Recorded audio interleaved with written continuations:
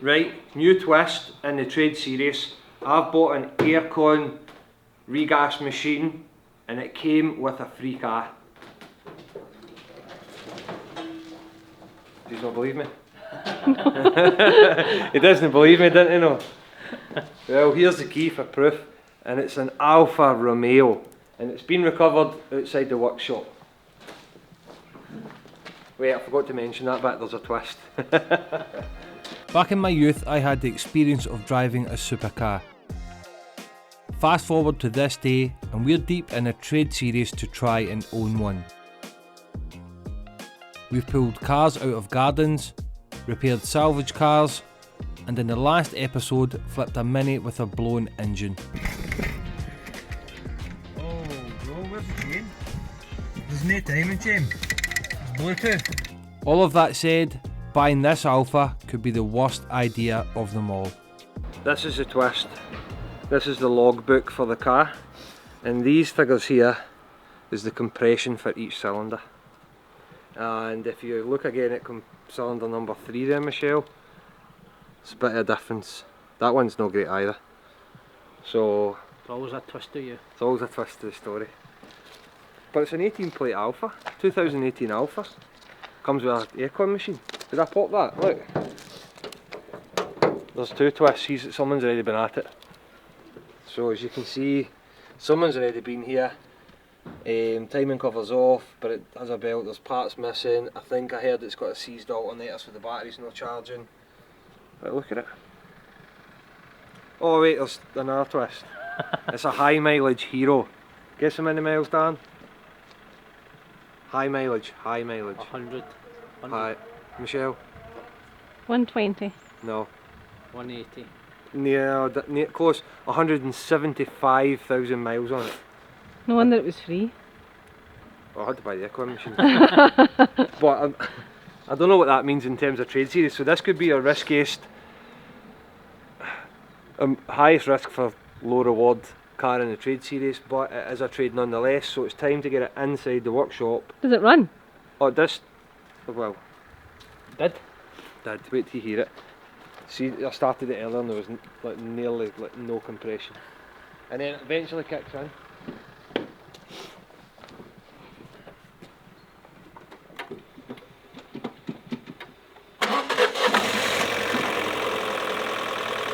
Didn't bother? Where do you want?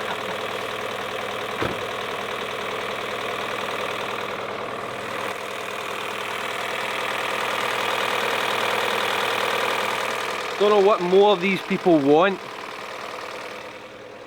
Let's go. Oh, wait. It came with a gift as well. Timing tools. And a head gasket. So the previous owner who's given me the car, and I'm starting to think that he's maybe given me it just because he's misdiagnosed it and he's getting rid of it. I don't know. But it comes with a head gasket which isn't fitted, which is concerning. Why would you just no fit it? And the timing tools. Now what he's explained to me is that he's done a compression test, we've seen the figures, then he's done a leak down test, and when he's removed the coil plugs and the spark plugs and he's put his leak down air into cylinder 4, it's escaping back through cylinder 3's spark plug well, and he's assuming that there's a crack in the gasket and the compression's leaking back out. First thing when you're told these sort of diagnoses is confirm the fault. So that's the first job we're going to do on this Alfa Romeo. First job was to remove all the looms and coils from the top of the engine, so I can then remove the spark plugs, which is needed for the next part. Right, so what we've done is we've put it into cylinder 3, it's the one with the lowest compression. We're at top dead centre on the compression stroke. We've set our leak down kit up, and what it's going to do is it's going to put the air in and we can listen to where it's escaping from. So, in theory anyway, there we go, high.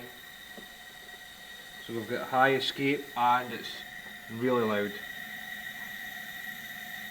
So if I put my,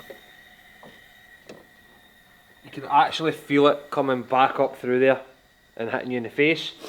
So Good gasket. I would say so. Agree? Let's go then. Let's strip down. Now with the fault confirmed, the cylinder head can be removed to change the gasket.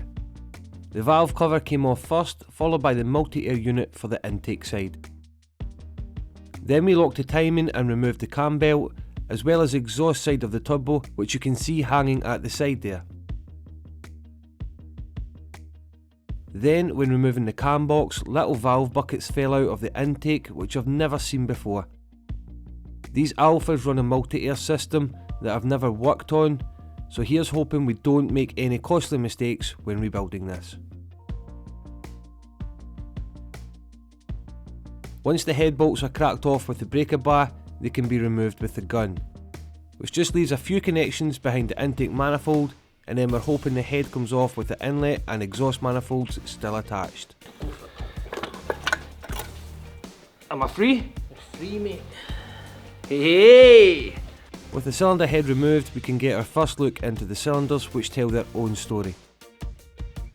We've made a good start to this Alfa, and Darren wants to share one of the head gasket mishaps he's had, similar to issues I had learning the trade.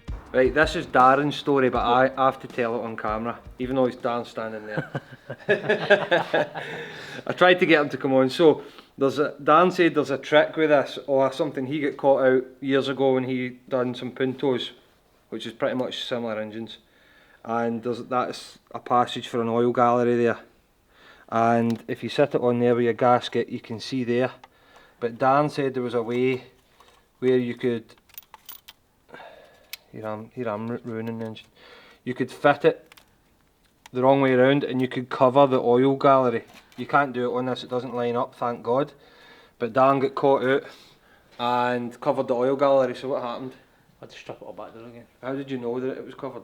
Well, I was told for the manager and that not to do that. I done it anyway.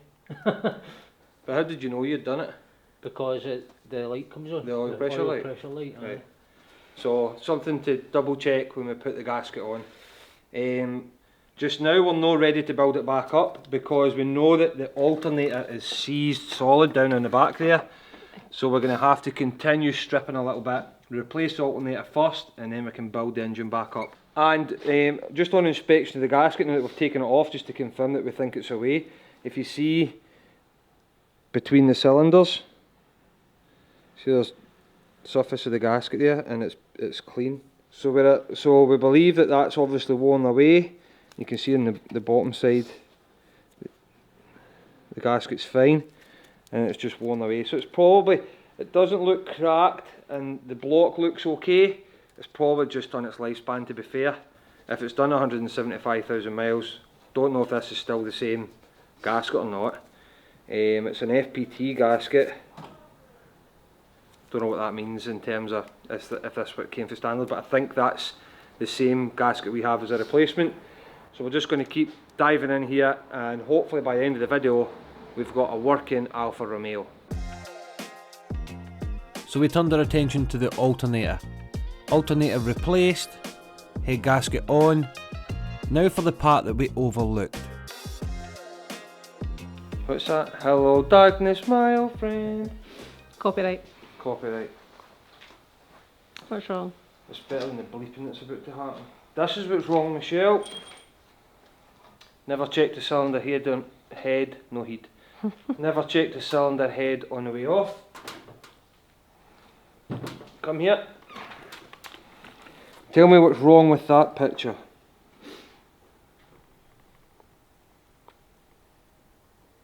That one? New thought, Dan. Might be a reason why you're getting no compression in that cylinder. That? It's blowing straight back out the... I mean, to be honest, the head had to come off anyway to do the valve. So the gasket gets done with the valve. After cleaning the surfaces of the valves with a wire brush, we noticed that the condition of all 8 exhaust valves was poor, and it looks like it's going to be safer to replace them all while we're here. This is a bad buy. Just trying to think financially here, is this the worst thing I've ever bought? I mean, right, we're saying I got the car for free, but let's be serious, it was built into the price of the aircon machines. So if I do a split, I would say roughly the way the deal went, technically this, I would put £600 on the car as part of the deal. So I think I could have got more off the aircon machines, but he was keeping the price higher and trying to include the price of the car kind of thing. So I would say the car's probably cost me £600 in the deal, included the head gasket and the tools, but the gasket's maybe 50 quid. So I don't know what am I going to be.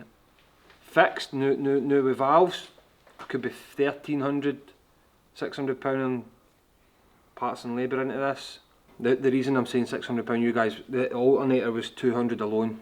So then I'm going to need service kit for it, because just out of peace of mind. And then we've got probably £10 a valve. I'm going to replace the 8 valves.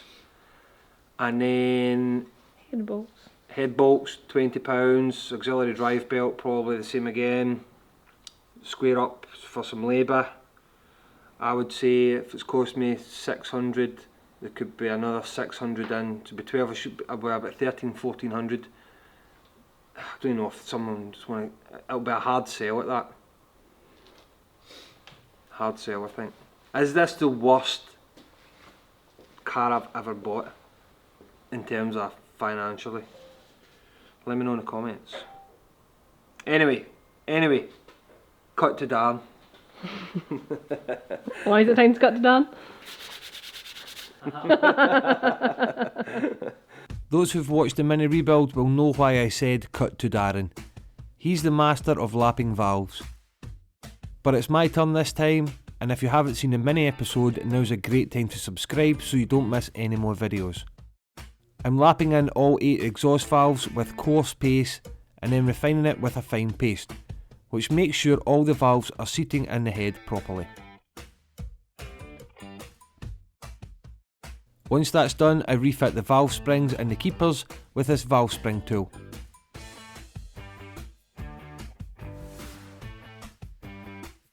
It's still to be cleaned properly, but you can see a huge difference from the valves before.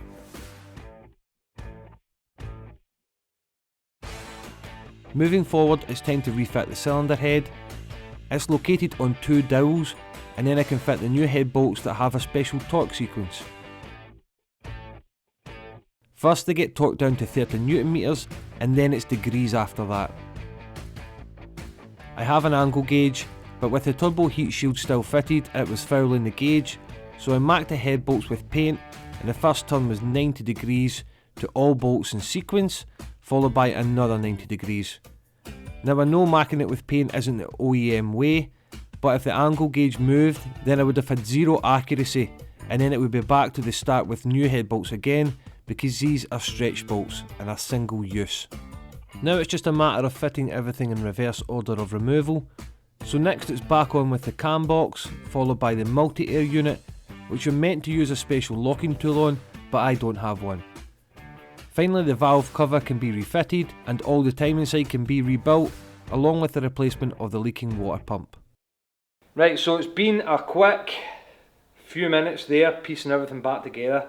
As you guys have seen, cylinder head and everything's back on, got the coil packs on, all the timing and the engine mount is done, there's a new auxiliary drive belt on, the crankshaft pulley's on. We've still got some looms to route, we've got vacuum pump to put on that side, the air boxes to go in, the batteries to get, just a few pieces, but it is coming together quickly. I think we just keep firing away, just keep the momentum going. Hopefully we can get coolant in. There's a new water pump etc went on, and it's actually a seal of a bead of sealant that's been put on, so I want to leave that as long as possible before we fill the system with coolant, just to make sure that that definitely seals, and then hopefully we can start this thing up and we should have compression in cylinder 3 and 4 now because of all the work that you guys have just seen in the valves. So let's just keep going and let's get this thing started. Final push on the Alfa now. There's a few components left to fit. There's a thermostat housing and the vacuum pump on the passenger side of the engine bay, and all the electrical connections still to be done on top of the engine.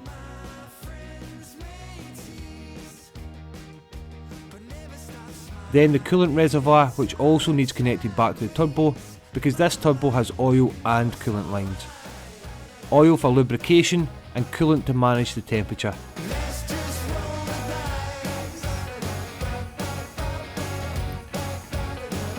Like the song suggests, have I rolled the dice on this Alfa, and will it pay off? Or have I damaged the progress I've recently made on the trade series? Let us know in the comments. Last job before I turn the key. In light of all the issues with this engine and the work that's been carried out, it's only right the oil and filter are changed. And that's it, finally back on its four wheels, ready to either reward or disappoint us. So before we turn the key and see if it's going to start, I'm just going to run through the computer and clear all the kind of fault codes. Obviously so many sensors have been off and then the battery's been disconnected, so it's flagging up a few faults. So we're just going to get rid of as much as we can, see what's actually real, see what's not real. There was faults because it had been started and the alternator had been removed and stuff, so all those kind of faults will still be there as well. I'm hoping that now that we've put the alternator back on, and unless we've left anything unplugged, everything should be okay now. So we're going to run through, clear everything, and then we're going to try and crank it. Normally I like Darren to be here. It's not because I'm not capable, it's just because it's always nice to have two people listening, and two experienced people as well. We're experienced kind of different areas slightly, so that's why we complement each other, but I think we're going to have to brave this one ourselves. I'm here. So -1. Right, let's do a quick code read and then we'll turn the key and see what happens. So we have got a few. We've got 10 on the engine control module, 2 for the anti-lock, 2 for the body control, power steering, and then just sporadic ones. So we'll just go in, we'll have a look, but there was obviously codes here before. Trouble codes. Stored, so those are all stored. Active. Intelligent alternator module. So it will still be active since the last time. So those are all stored codes. What I'm just going to do is we're just going to do a quick erase, and hopefully if it starts it will realise that the alternator's there, and that one should be okay. So we're just doing a quick erase and it will go down and erase all the codes. The last couple of times, so transit van, big scream, Integra, big moment, and then every time I'm doing one, the sensation's getting reduced because I've done a few of these now, but this one I'm actually nervous about, and I don't know why. The Mini I wasn't so nervous, even though I should have been because it was a bigger build, but I'm nervous about this one.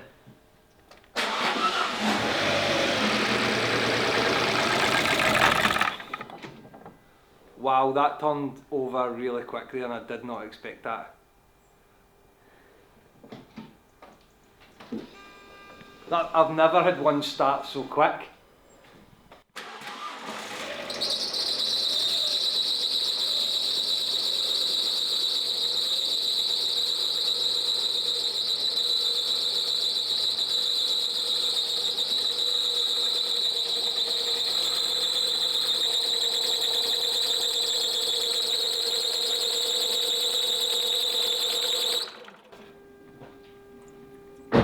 Where's the squealing coming from?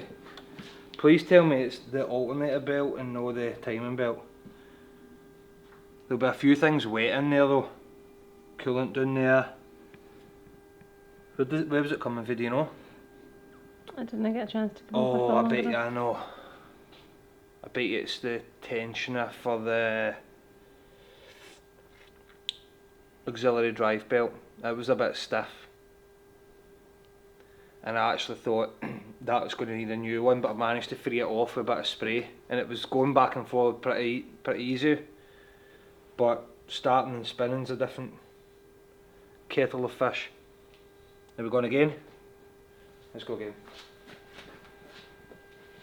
As long as it's not a timing belt.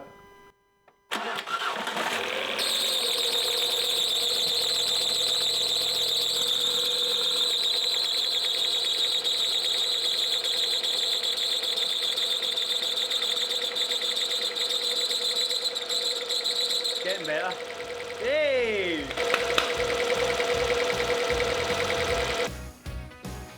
It was just a short drive to confirm that the Alfa was indeed fixed, and we ran it up to temperature just to make sure everything was okay. Right, so that brings us to the end of the little Alfa, and I have some figures here that's a little bit more interesting than I thought. Now, I haven't been able to take it as far as I would like because it's been off the road for 8 months, so the first protocol is it needs an MOT test, but then we can start getting it involved and flip it. So, figures here. So factoring in that I previously said I would say £600 for the Alfa Romeo. I've got a price list here of what I've spent on the car. So alternator 204, drive belt 14, an oil filter £10. I already had the oil. The car itself again was 600. A little bit of labour to Dan for his time and his fuel and stuff. Then I had valves at £51, spring at £52, water pump at £27, head bolts at £21, and then an MOT itself, say £50, would bring me to a total, if I've done my math correct, £1,129, which overall I think isn't the worst for the Alfa. Next question is, what's it worth? Because, and I ask this all the time, what's it worth because I normally do my motorway kind of valuation, because that's like a we buy any car, see how much you're kind of guaranteed if a trader buys it, and it's only a few £100 because this is a high mileage hero. So I'm putting it to you guys, what is the car worth? I was thinking advertising for sale for £2,500, see if I can take 2-3, that would leave me a profit of around £1,000, and then it just goes into the pot for the trade series. So it's time to give you guys an update on the trade series, where we're at. We're aiming for the supercar. I'm ready to go for the supercar now. And the following cars, this is where it gets emotional. To do it, the following cars need to chop. Some of these cars I said I would never sell. Some of these cars have been brilliant to me, but this is a goal that when we set out had to be done. This is what our mission was, and I said we were looking to achieve it. And I've traded a few now, and I would love to keep trading, but the window on the supercar that I want is about to close, so I have to do this. I have to make the chop, and in the next episode we're going to chop the following cars, and then we're going to bid for the supercar.